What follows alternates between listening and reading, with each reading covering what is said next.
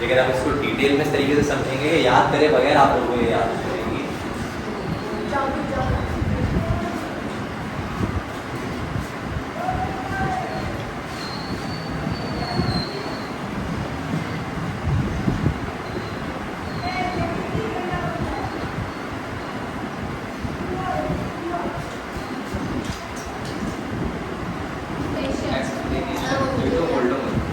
अच्छा बेटा, समझना शुरू करते हैं।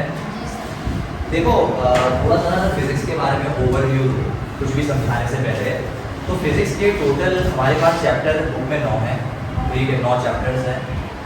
फिजिक्स में 9 में आके कुछ चीज़ें एडिशनली होती हैं, जैसे कि आप लोग न्यूमेरिकल्स करोगे। हर चैप्टर में 7 से 8 न्यूमेरिकल्स होते ही होते हैं, कुछ भी 5-6 भी होते हैं, यानी टोटल 60 to 70 न्यूमेरिकल्स करने पड़ेंगे। न्यूमेरिकल्स अलग होते हैं फिजिक्स में, थ्योरी अलग होती है। न्यूमेरिकल्स पेपर में अलग आते हैं, थ्योरी अलग आती है और अलग अलग मार्क्स के लिए आती है। अच्छा, इसी तरीके से एमसीक्यूज अलग होते हैं, वो हर चैप्टर वाइज एमसीक्यूज होते हैं, तो इस तरह से फिजिक्स का पेपर जो है वो बनता है। फिजिक्स और केमिस्ट्री जनरली एक मुश्किल पेपर कंसिडर किया जाता है 9th क्लास की मुनासबत से। जो बहुत सारे बच्चे फेल होते हैं वो फिजिक्स, केमिस्ट्री और मैथ्स में होते हैं। कंप्यूटर बारे में इतने फेल नहीं होते, उर्दू इस्लामिक में बच्चे इतने फेल नहीं होते, निकाल लेते हैं ये सब्जेक्ट, लेकिन एक्चुअल में ये केमिस्ट्री, फिजिक्स और हमारे पास मैथ्स, ये 3 ऐसे सब्जेक्ट हैं जिसमें बच्चे थोड़े से फेल होते हैं। अच्छा, दूसरा मामला ये है कि इस दफ़ा बोर्ड ऑफ सेकेंडरी एजुकेशन की तरफ से रेगुलेशन आई है, गाइडेंस आई है कि पेपर आप लोगों का रट्टे वाला नहीं आएगा, अब आएगा कंसेप्चुअल पेपर, जो OA लेवल्स में हो रहा था बहुत सालों से, मैट्रिक सिस्टम में अब होना शुरू हुआ है। यानी पहले रट्टे वाला पेपर चल रहा होता था, डिफाइन फिजिक्स, तो फिजिक्स के आंसर लिख के आ जाते थे तो नंबर मिल जाते थे। अब होगा कंसेप्चुअल पेपर, तो उसके लिए जाहिर बात है चीज़ों को समझना बहुत ज़रूरी है।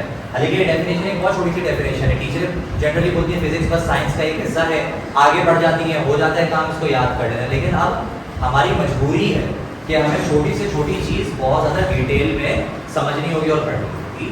सबसे पहली डेफिनेशन हमारे पास है फिजिक्स की।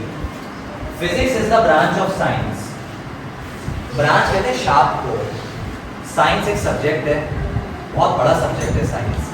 यानी मैं ये बोलूँ ना अगर कि मेरे पास एक सब्जेक्ट है साइंस, इसकी ना मुख्तलिफ शाखें हैं, जिसमें फिजिक्स एक शाख है, केमिस्ट्री एक ब्रांच है, बायोलॉजी एक ब्रांच है, यहाँ तक कि कंप्यूटर साइंस में भी हम कंप्यूटर साइंस पढ़ रहे होते तो कंप्यूटर भी एक साइंस की ब्रांच है।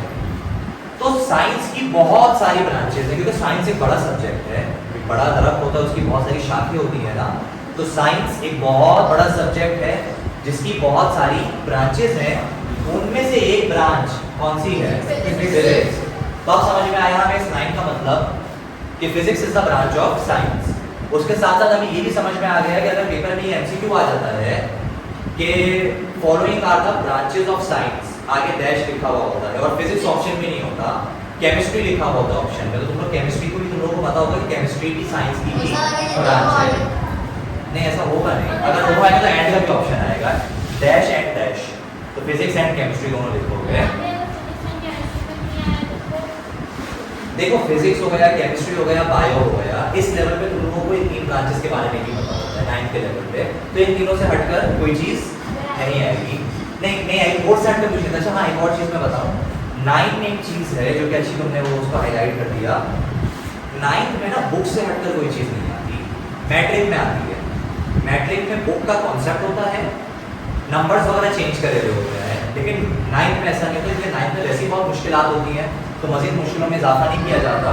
9 में क्या किया जाता है कि आपके जो बुक है उसके साथ अकॉर्डिंग्स में ही चीज़ें आती हैं, बुक से हटकर कोई चीज़ नहीं आती है। अच्छा जी, फिजिक्स क्या है? Branch of science which observes the nature. Physics एक ब्रांच तो है साइंस की, लेकिन ये क्या काम करती है? नेचर को ऑब्जर्व करती है।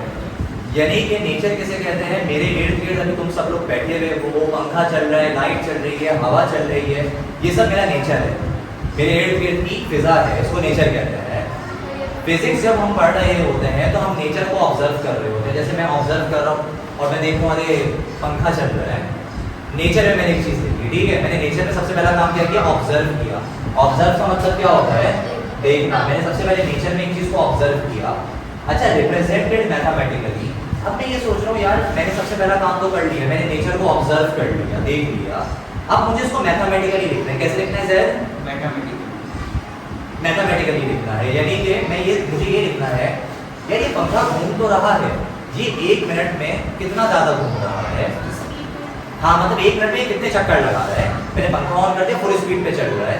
अब मुझे सोचना ये है, मैंने ऑब्जर्व तो कर लिया नेचर, अब मुझे इसको मैथमेटिकली लिखना है कि ये पंखा किस स्पीड से घूम रहा है, कितने चक्कर लगा रहे हैं।